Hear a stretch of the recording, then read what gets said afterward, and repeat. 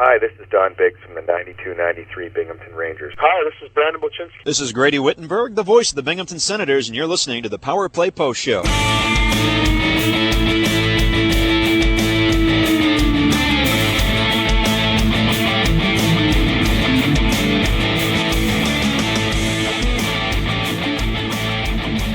Here is another Power Play Post Show interview exclusive with Bob Howard. And welcome back, everybody, to the Power Play Post Show. This is the 400th edition of the Power Play Post Show, and I had to bring on what I think is probably one of the better guests that I'm going to have on and talk business and talk hockey and talk the Binghamton Black Bears. He is the owner of the Binghamton Black Bears. He is Andreas Johansson.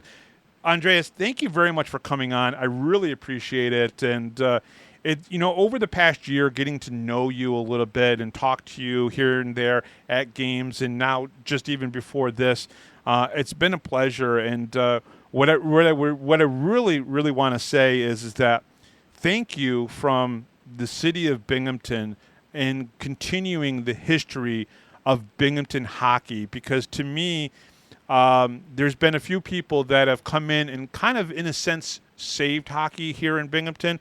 And you and your mindset and your business sense has definitely done that. So thank you very much for coming on the show, and also just for being a part of Binghamton hockey and keeping it alive.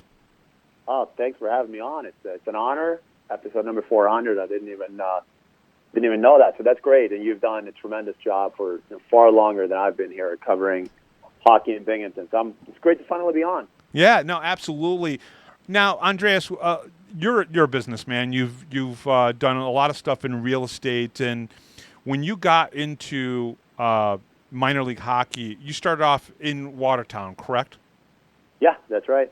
So, talk to me a little bit about how did you get involved in the FPHL and Watertown and helping to make the Watertown Wolves as successful as they are. Well, I think it's kind of a little bit of a longer story, so I'll try to break it down a little bit. But sure. I've been lucky, through my real estate business and other things, to work with a lot of athletes. So I started looking at possibly buying into an ECHL franchise, but it just didn't really interest me to be one of many partners in a league where it's a little bit harder to make the financials make sense.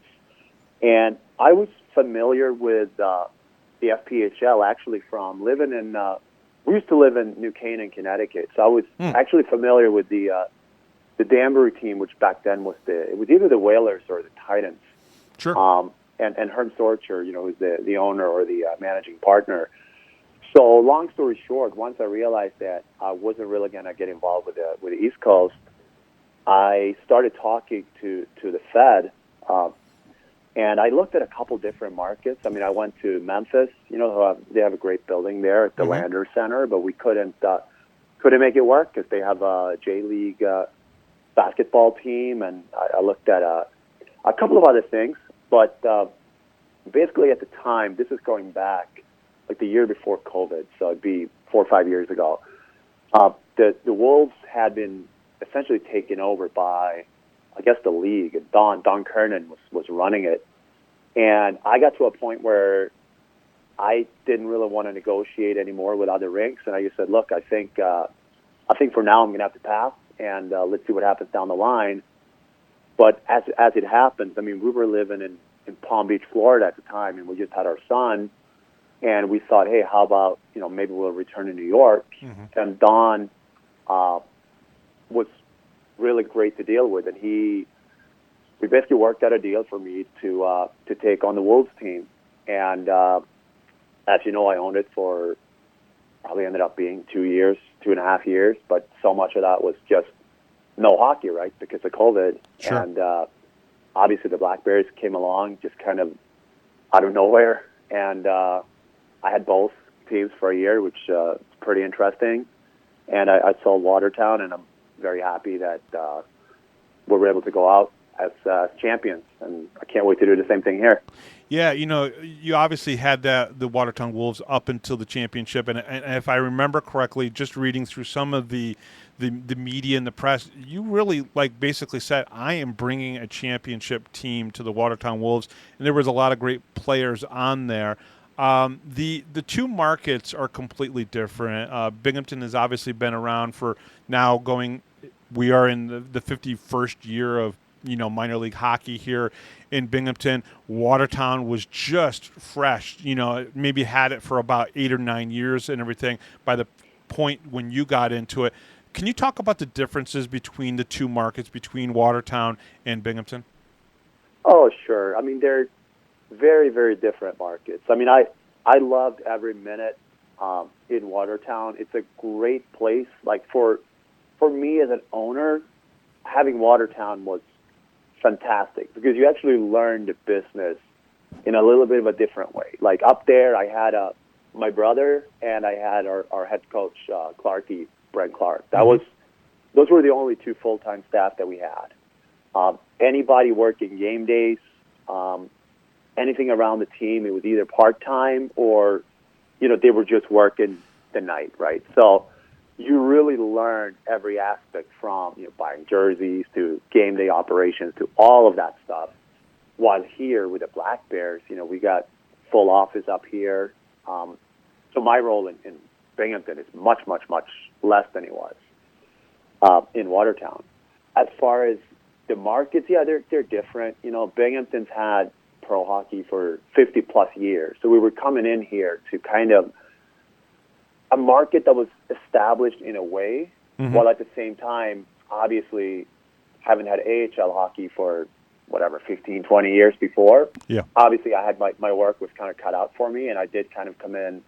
There was no staff here at all when I came in. I think we had one guy from the Devils. The rest of the guys we have here now, they're all new. So while Watertown, the Wolves have a pretty significant part in the city just because you don't have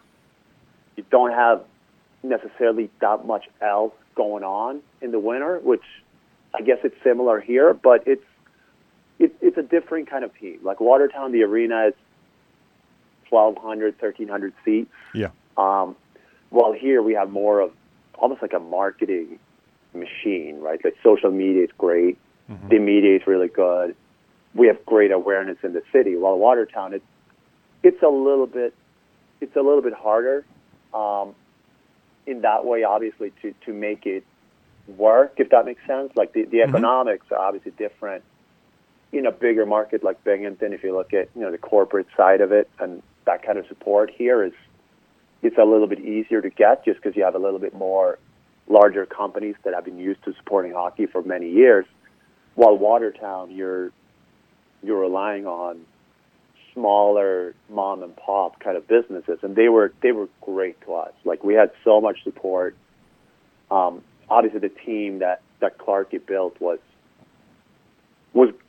done in an unbelievable fashion. Like with the situation you have up there and the money that you can spend and the housing and stuff. I mean, he did an unbelievable job getting all those players together. So I'm really, really glad I was there. I didn't necessarily enjoy having two teams at once, but I really, if I didn't have the year in Watertown, I don't know if I could have gone on to do this and have at least an idea of what needed to be done. Right. So let me ask you. So the Devils, they announced, I think even before the season was over with, that they were going to move their team up to Utica, where the Utica Comets are and everything. How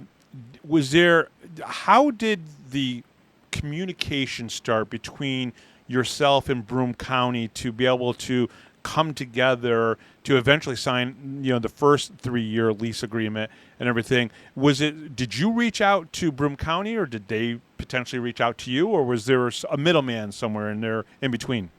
Well, yes. So basically what happened was, hockey is a very small world. Right? It is. So I kind of heard that from someone that I know pretty well that the Devils probably weren't going to come back to Binghamton. So I remember reaching out to Chris Marion, who's the arena manager here. Oh, yeah. And we set up to meet. We had a great meeting. Chris is a great guy. He's been very supportive. We had a great meeting, and he kind of said, look, I'll show you the building, but honestly, we're contracted with the Devils, and that's what it is. And I didn't really think any more of it. And then I would say it's maybe April of, we're going back, 2021, right? Mm-hmm. I get a phone call, I would say April or May, from Chris Marion saying, hey, I guess the Devils are actually going to Utica. So do you think that, within the time constraints you have, could you put a team in here? And I said, yeah, no problem. I can do that. And from there, it was kind of a little bit of a process. The arena has a board of, I would say maybe 20 members or something. And, yep. County Executive Garner and Dan Reynolds, chairman of the legislature. I mean, they were great to work with. So we kind of had to put together a pitch really fast for kind of how the FPHL was the right product and the Black Bears were going to kind of be able to come in. And it was an interesting time because when you're, as much as you can try to build a model, like I had no idea what people were going to think. Like, yeah. I hoped they would like what we were doing, and I thought that we were kind of pitching it in a good way. Like, we weren't trying to say, yeah, we're basically the same as the Devils. We kind of said, look, we're completely different, but you're going to like that we're different.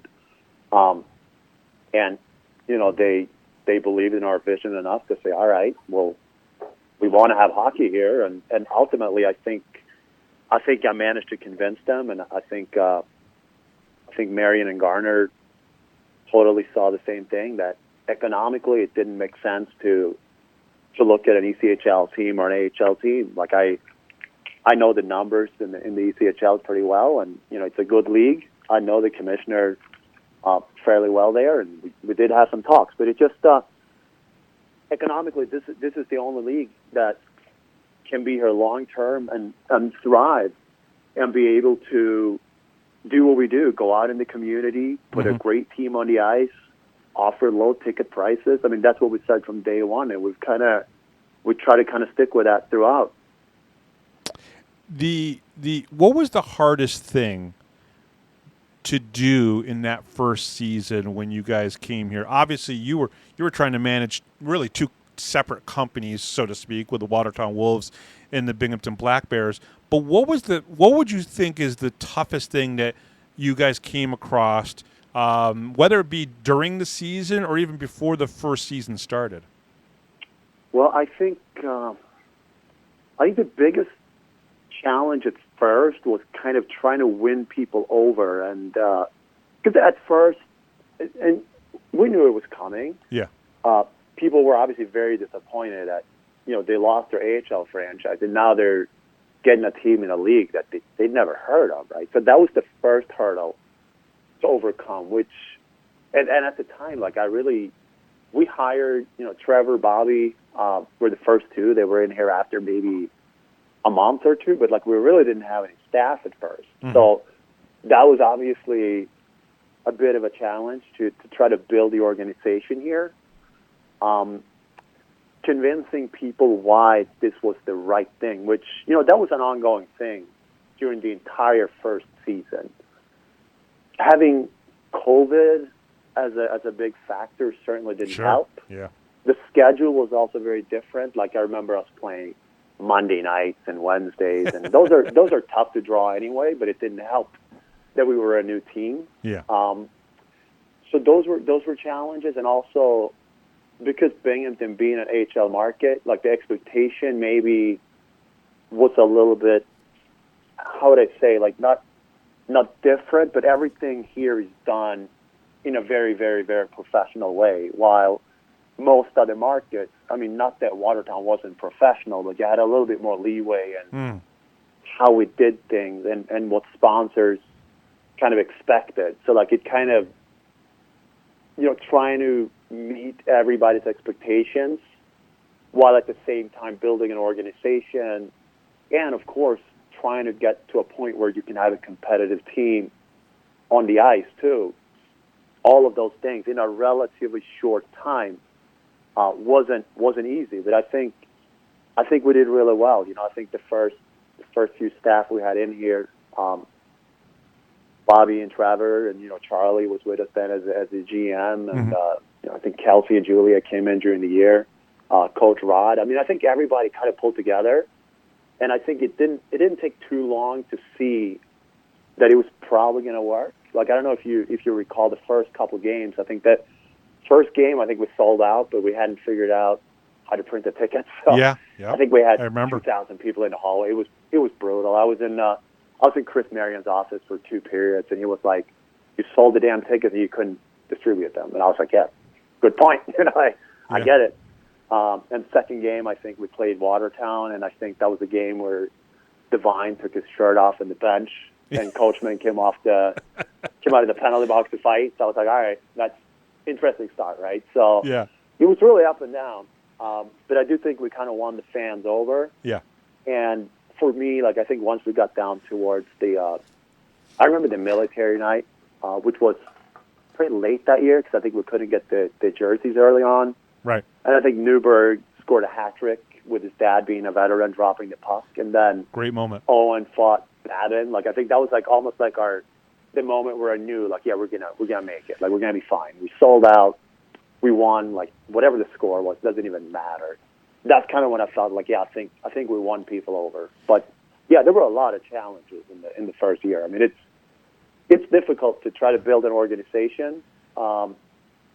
We kind of went very young with everything on the staff. Sure. And, they worked real hard, but obviously early on, many people, including myself, didn't really know what we were doing. So we were kind of rolling with the punches there for quite some time. So, yeah, it was challenging, but it was a ton of fun. And, the response from the fans and the sponsors was great. Like, everybody was very understanding of, like, yeah, we're not the Devils, but we're gonna do this. Well, we're going to do this, and we kind of need your support. Well, one of the things that you've done is built an identity for Binghamton and Binghamton hockey. Obviously, it started with the Broom Dusters, and we had the BC Icemen, but every other team has been the name of the NHL affiliate. And one of the things that I've always said for many, many years is to be successful in minor league, you have to have your own identity. The Reading Phillies were a great team for 100 years, but now they have their own identity with a new name because Pennsylvania instituted a law where minor league hockey teams weren't going to just take the name of their NHL or MLB affiliate and that type of thing. So I think coming in and building the Black Bears, right? And everyone was like, a Black Bear? Well, actually, I've seen Black Bears running around here all the time. But I want to ask you this because I know you're going to give praise to Bobby Gross and Trevor and Alex, for selling tickets and everything. But and I think some of the on-ice stuff probably helps to this. But you guys went from a 3,000 average the first season to 3,800, which when I looked at the numbers, and I'm probably one of the only people other than the people that work for a hockey team in Binghamton that has pretty much every attendance number since day one for the arena and everything for the home attendance. So I look at all these numbers and I can throw a lot of analysis in it. But you guys went from 3,000, just over 3,000 to over 3,800 in one season. And that's pretty impressive. Where do you think that success came from? Well, I think there was a number of things, right? Like, obviously, first season, schedule wasn't as favorable. Sure. You have those midweek games, and I know we had a stretch like they were brutal too. Christmas and New Year's. I think we played like 3 games in a week, and like nobody showed up for them. So like that kills the average a little bit. COVID, even though I don't think we ever had restrictions on fans, but like a lot of people weren't big fans of the masks and all this stuff. Yeah. I think the familiarity with the team really grew. Like when we first came in, nobody knows a single player, right? Like we're just a new team coming out of basically nowhere. Year 2, and especially carrying into year 3, the fans, they recognize the players. They kind of like what you touched on with minor league hockey. Like our guys are a lot more accessible to the fans, and we kind of made that, a point from day one. And that was some advice that we got from Chris Marion and the arena too. Is like make sure that players interact with the fans, and that was always something that we really, really try to do. So I think that's a big part of it. I think also once fans came out to a couple games, I think they saw that it's not the AHL, but it's still pretty good hockey. And I would say, even compared to the first season we were here, I mean, the league has taken a lot of steps. Like it's a lot more competitive now. I mean, I think the year we won with Watertown, I'd never take anything away from that team, but I would say that year, it was either going to be us or Columbus, right? It was Wolves or Columbus. Mm-hmm. Really, that was going to win it. While now you could probably pick, I'd say there's at least five teams you could see win, maybe even other teams have an outside chance. Yeah. So, and the players are much, much better. I mean, I think there were a lot of players that were in the league 2 years ago that now they're just not here anymore. I mean, some of that is natural, attrition. People just move on. Mm-hmm. But in general, I think that the level of play has grown tremendously. And I think once people came out, fans saw this isn't bad hockey. And the players, they're not here for money. They're not looking to get a call up or traded or whatever it is. They just love playing, And I think that resonates with fans. I mean, this is we're it's a very blue collar hockey in a city like Binghamton that has a lot of pride in who it is and the people from here. Like I think that resonates. Like nobody wants to see, no matter how good the player is, they don't want to see the guy out there that doesn't want to be there. All our guys came in from across North America and Europe, and they're pounding their chest with a Black Bears logo on it. I think that resonated a lot with fans. It really does. Obviously, the success of the team has also been a big part of the on ice and everything. Rod Davidson, Gary Gill, now Brant Sherwood. I know selling tickets is tough and it is very hard. But I truly believe that the task that those three coaches have taken on in a city and where you got to look for players, bring players in. And I know you've helped when you've needed to and everything. If Brant needs something, he can come to you and whatnot. But how difficult do you think it is to be a head coach looking for players in the FPHL? And you can obviously, talk about obviously the three head coaches that you've had, but I talk to Brant all the time, and he's talking about, well, I'm talking to this team, He's acting like a general manager at the same time as a head coach. Well, yeah, and that's pretty much how it is. I mean, I believe that the coach, the hockey operation is basically autonomous from the business, right? Like, yeah. When you decide on a coach, you got to let them do what they think they need to do to win. Like, I don't know how other organizations are doing it, but, like, I have very little involvement in anything that goes on with a player. Brant and I are very close. I mean, we speak maybe not every day, but most days. He always lets me know what's going on with the players, but I've always told him, if you want to make a move or you got to do something, that's up to you. Like, whatever you feel you need to do to win. Brant's a phenomenal recruiter. He's a great coach, and I think being a great coach, obviously, it's very important. But certainly at this level, being a recruiter is just as important. Gary Gill was also a great recruiter. Rod was a great coach, but perhaps, we were kind of relying on a little bit different ways to get players in here, which, the first season didn't quite pan out. It's not a knock on Rod. Rod's a wonderful man. He was great with the fans, and, we were relatively close even the first season to get out at least of the first round. But Brant's a great recruiter, and I think the building we're in and the market we're in certainly helps him recruit. I mean, you come down to the locker room, the gym. I mean, it's for all intents and purposes, it's an AHL building. Still, yeah.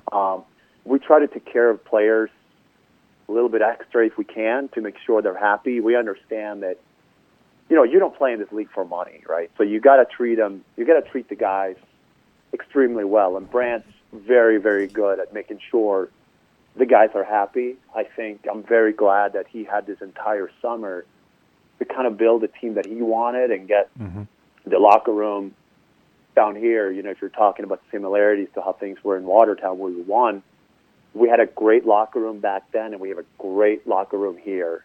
Guys that absolutely hate losing. Yeah. But even when they lose, they stick together. Like, we don't have any drama.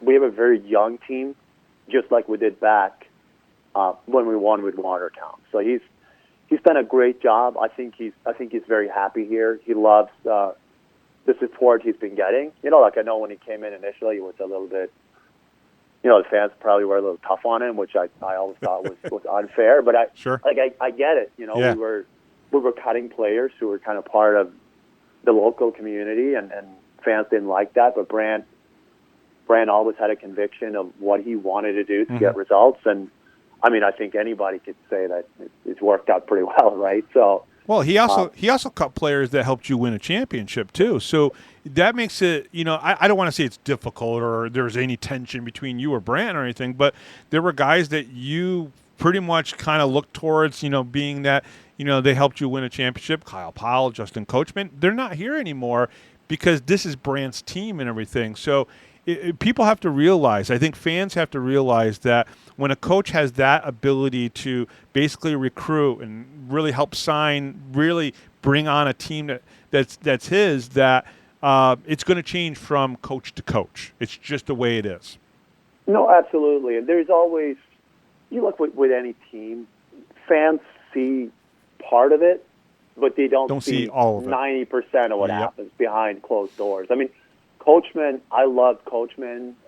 Brant loved Coachman. He's a Rochester guy, just like Brant. He was actually always going to retire after the season. They just had a child a little while ago, and he was actually, coaching retired after we won in Watertown, and then he, as you know, took the coaching job, and then whatever happened, and he called me saying I want to play, and obviously I loved having Justin. He's a great leader. He's a role model for the younger guys. So he was always going to go after the season. Then you have other guys, obviously Kyle, MJ, Gino, Jurich. I mean, these were guys that were here for a long time, and they meant a lot to the fans. And I understand there's always going to be a little bit of an emotional thing when you let a player like that go. But every time that Brant's done it, he's done it with the interest of the team, but also in the best interest of the player. Like if you're not getting the playing time you want here, or if perhaps you're dealing with some other issues, there might be a better place for you to be. And that doesn't always translate. The fans don't always see that, and I get it. Like, I'm a sports fan too. Like, I watch. I'm a big Angels fan, which it kind of sucks. But you don't see everything that goes on, and sometimes it kind of gets translated into, they're letting the players go for this and this and this reason. Well, none of that made any sense. Some of the guys that moved on, they were more than happy. They were understanding. Like, of course, you're always going to have a couple guys that they wanted to be here. They don't really, they don't really agree with the decision. But that's sport. Like, that's part of the game. It is. It really is. Every decision he's made, I think you can look back. He's been here now for a little over a year. I think if you look back at the decision he's made, it'd be hard to find one that was wrong, right? I mean, they've worked. I'm sure you can find something, but he's kind of been right. Yeah, I totally agree. 26 games into this season, the team is 19-2-6. You can't argue with those results. 62 points, basically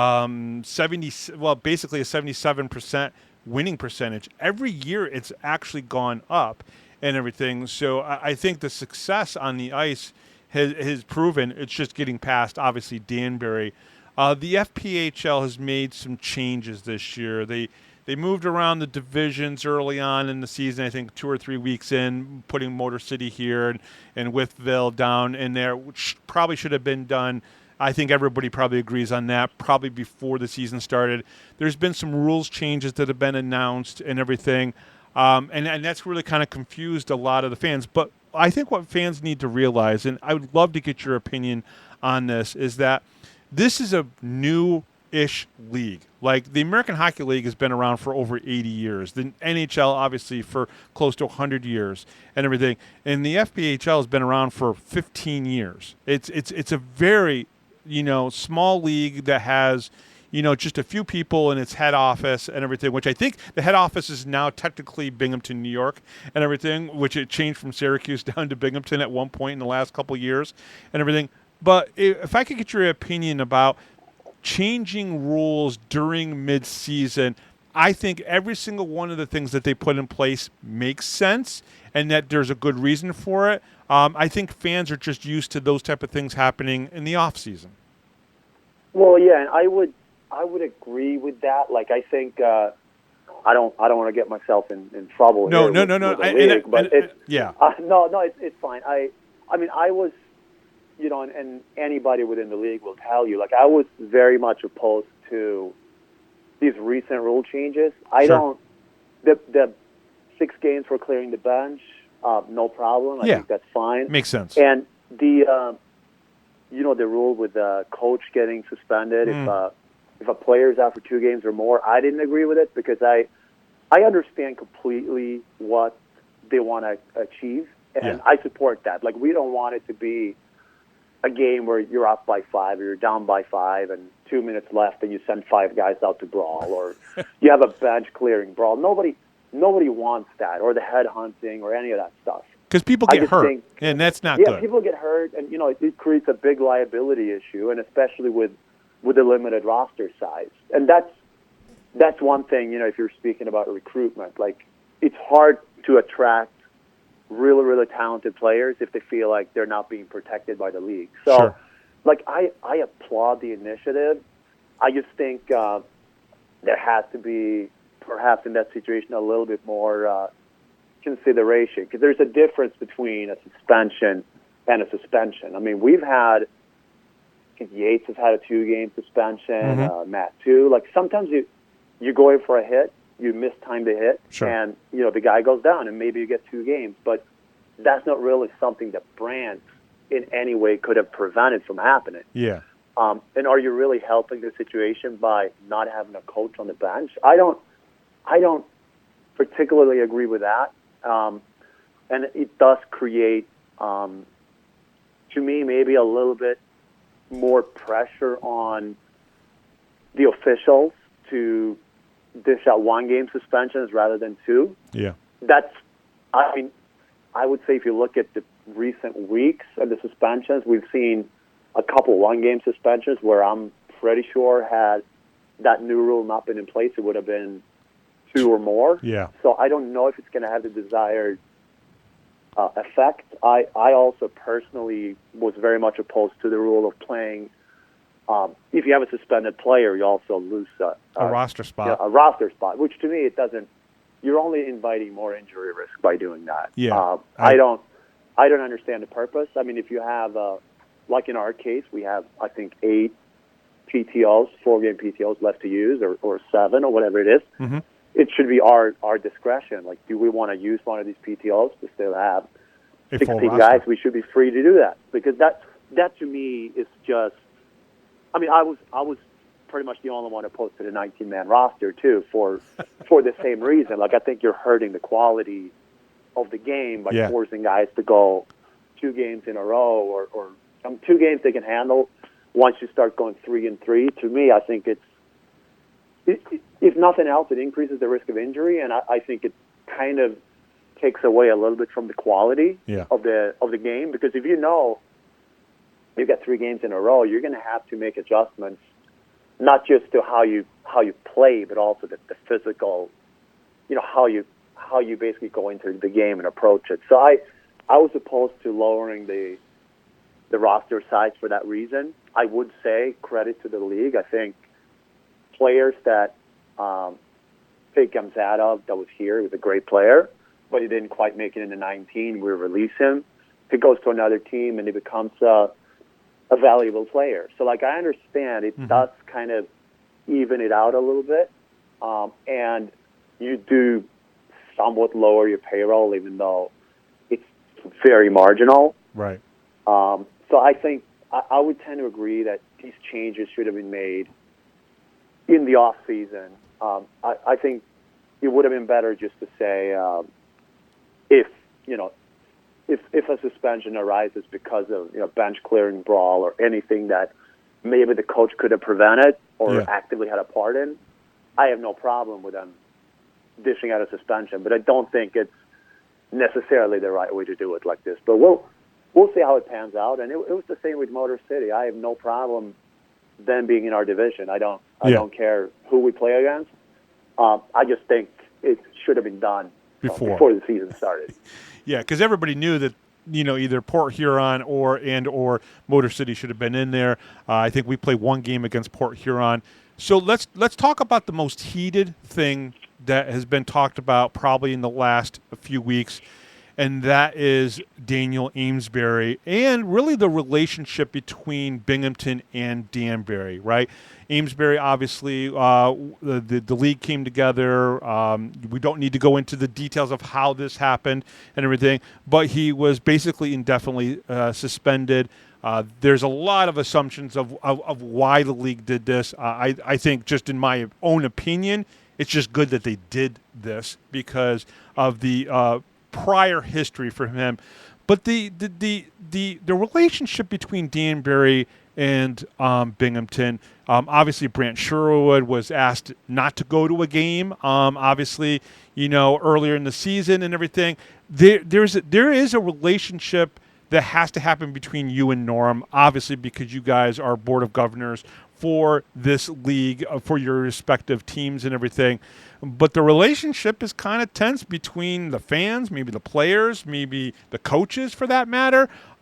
What is your perspective on, them obviously, having to suspend Amesbury indefinitely, and just the relationship between Binghamton and Danbury?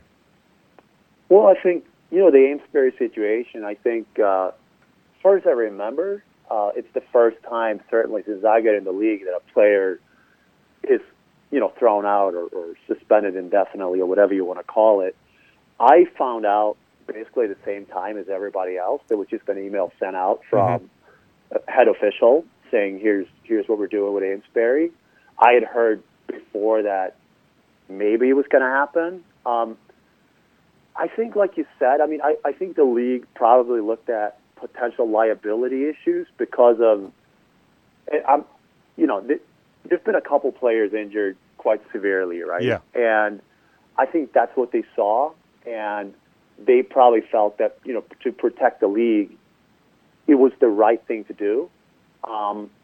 There may also, I don't know, in terms of legal counsel, who they spoke to, what they said, and what questions were asked. I also don't know if perhaps there's more to it than what we see.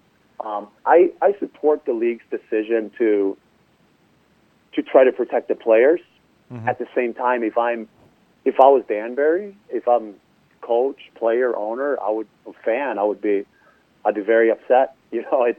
Especially because I think he was serving 18 games. He'd probably served, I'm guessing, 10 to 15 of that. Yeah. So I'd probably be like, hey, if you're going to do it, you could have done it right away.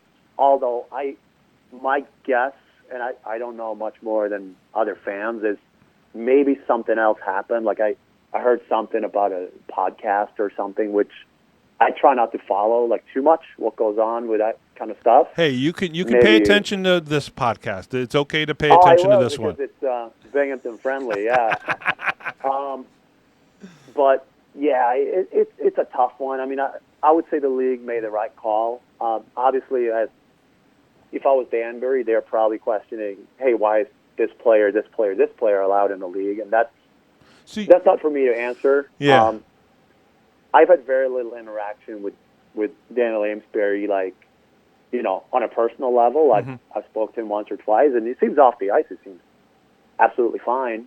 But obviously, we've had a couple of injuries, and I know obviously Vandy you know, Yeah. who I know is recovering, got very badly hurt, which I didn't see the hit, so I don't know really whether it was, you know, I'm sure it wasn't intentional. I mean, you never go out to injure a player. I don't think you would ever do that. But I tend to agree. I think the league did what they had to do. And, you know, it's very easy as a fan to get wrapped up in emotion. I'm not so sure. I mean, Bill McCreary is a very, very smart coach. And with Amesbury just having 18 games, I'm not so sure that they would have played him anyway. Because if something else happens, what's the next step? Is he going to get 20 games or 30 games? And Bill is sitting at half of that. Like, I'm not sure. I'm not inside his head. I just know that had it been our team and Brant had to make the decision, I'm pretty sure he probably wouldn't have played the guy anyway. Yeah, I think he immediately almost becomes a liability on the ice, regardless of any of the other stuff. So, Danbury and Binghamton, is there animosity even at the top level between the two of you, or is it just more so down on the ice and maybe between the fans?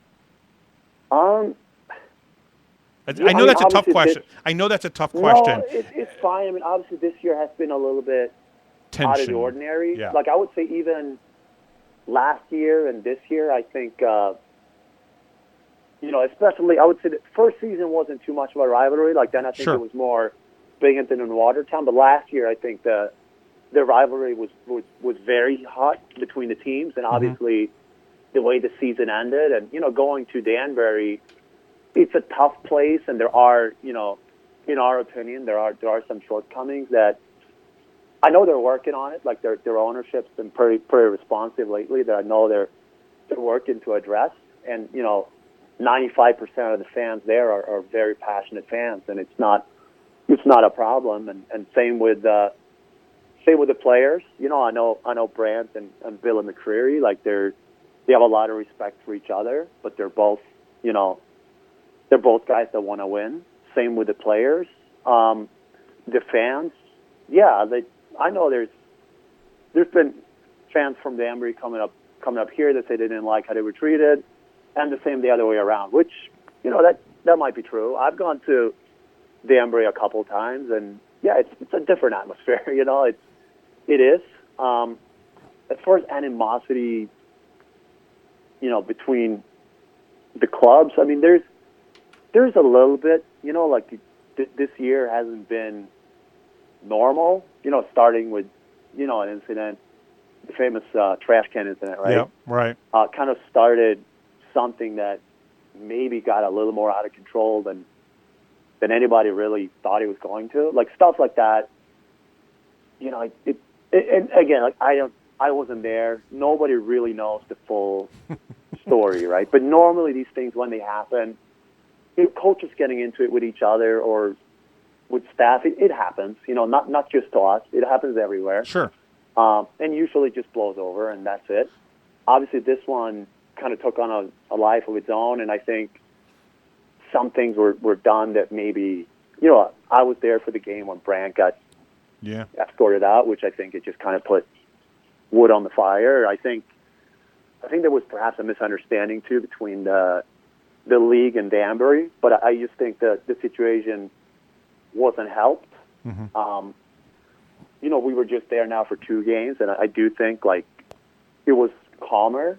I know the ownership group there are working to make some improvements, because I know it wasn't just us. Like, a few other teams also have complained of similar things that we've had issues with. I mean, it's nothing major. Like, just put a tunnel for the players to come in and out of the locker room. Yeah, so we have that in Binghamton for the opposing team. There's there's that black tunnel that they can come out, and yes, Frank Slack can probably still yell, and he's got a big mouth, and he can, you know, wave his broom at fans. But it's something that's very common in a lot of arenas where you do cover up the players, you know, as they're coming out to the ice.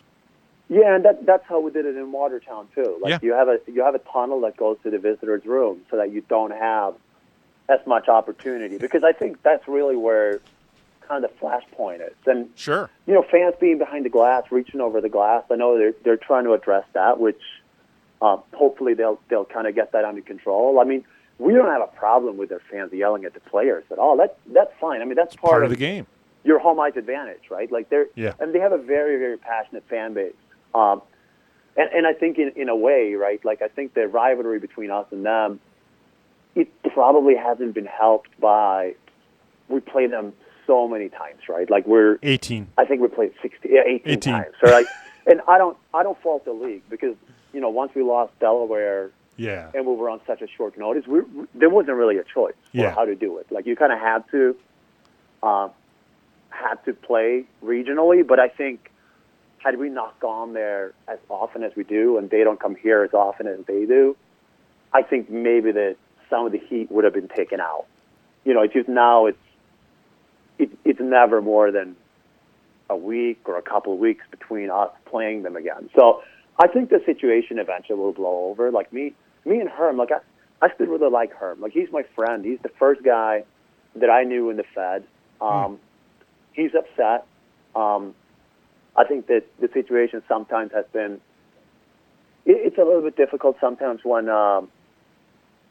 you're trying to solve a situation while both of us are obviously going to kind of defend our organizations, right? Yeah. And because it's kind of an unusual situation where it's not related to on ice, it's a little bit harder for the league, I guess, to step in and do something. And I think they've also kind of hoped that eventually was going to just kind of go away. We have them up here now for 2 games this weekend, and I think after this we're kind of down for just playing. We're still going to play them a bunch, but now it's just 1 game at a time. Yeah. And then maybe another playoff matchup with hopefully home ice, for us this time. Yeah. So we can rewrite that story a little bit. But overall, I think the rivalry is great. I think they got a very good hockey team, and I know right now they're a little bit behind, but Danbury, I have no doubt they're gonna. You can't count them out. They're only gonna get better as the season goes on. So I think overall it's a great rivalry. I think we play a little bit too many games, and we certainly didn't need some of the off-ice stuff that's been going on. But hopefully that will settle down. And it overall. They got a very passionate fan base. They got the championship last year, so obviously we got to try to gun for them. So, and they have a little bit. Their image is kind of built around that whole thing, right? Like the whole old kind of Trashers thing. Like they're still kind of embracing that, and that's fine. Like if that's your image, then you got to embrace that. Like I don't have a problem with that. So, I think overall, it's good. It's good for the league. I think. Is probably the best rivalry in the league right now. Oh, Columbus and Carolina would argue with you on that one. They certainly would, and they might have a point. Like I don't watch that many games in that division. Yeah, I know. Right now, but yeah, that's a good rivalry too. I just think because of the off-ice stuff and because of like you said, the Amesbury situation, right? Like going back to early last year, I think it's really when it all kind of started, right? When Yates got injured, like that definitely added something to it.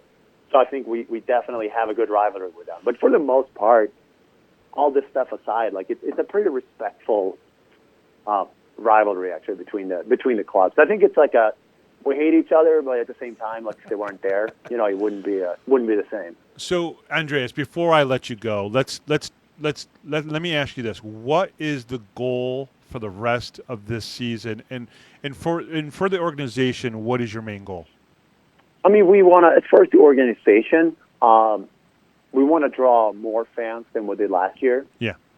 Like on the business side, and we want to keep getting new fans out, groups, make a big impact in the community, keep donating money to local charities, spread our brand. On the ice, obviously, it's bringing a championship is kind of what everyone's focused on. That's what we're building for. Like you said, we're looking good. But it's a long season. We got 28, 29 games left to go before the playoffs. But it's a long way to go. You got to stay injury free. You gotta have a hot goalie coming into it. A lot of things got to fall into place, and it's almost not based on luck, but you do got to have a little bit of that going into it as well. But otherwise, it's as far as the office goes, it's just to keep building the organization, keep having our name out there, and a positive association with everything we do. The county, the city, everyone's been great to us, and we want to make sure that we repay everybody's confidence in us. And on the ice, I know fans here have been waiting for a minute to win something, and I think winning in Watertown for me was certainly a great experience, and I think winning here would be even crazier. No, I totally agree. You also designed the greatest, alternate jersey with the Night Ranger jersey. I know you were a big part of that, so thank you very much for that. I love mine.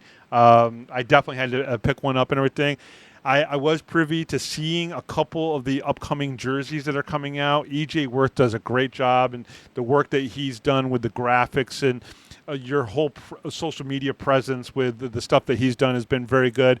Thank you very much for coming on. I really appreciate it.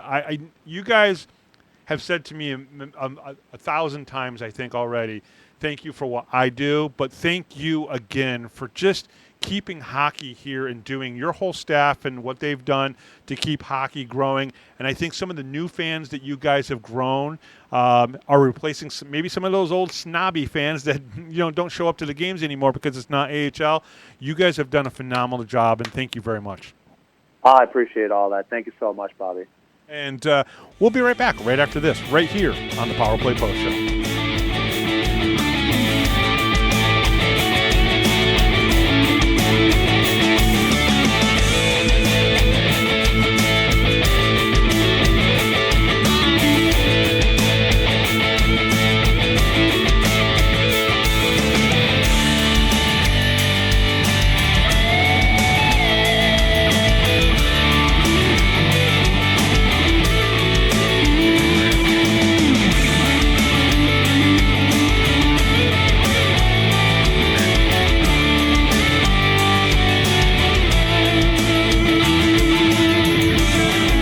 Thanks for listening to this edition of the Power Play Post Show. Be sure to tune in next week to the Box Studios Radio Network for all the latest Black Bears news and interviews from around minor league hockey. The Power Play Post Show would like to thank John Patitucci for all the music you hear on the show. You've been listening to the Power Play Post Show.